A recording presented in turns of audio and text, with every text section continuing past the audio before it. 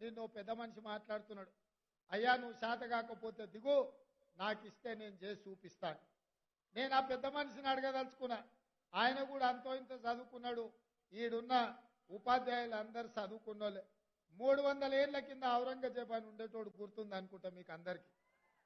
ఆ ఔరంగజేబు రాజు కావాలని, రాజ్యం మేలాలని కోరుకుంటే ఆ అవకాశం తండ్రి అన్న ఇవ్వకపోతే తండ్రినేమో జైల్లో పెట్టిండు, అన్ననేమో ఊరేసి చంపిండు.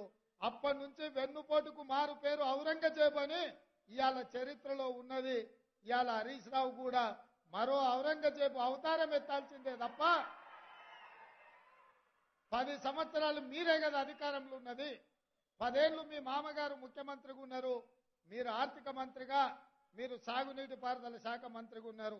10 ఏళ్లు మీరు పల్లెకిలుచుకుంటూ గాలికి తిరిగిండ్రా అని నేను అడుగుతున్నా.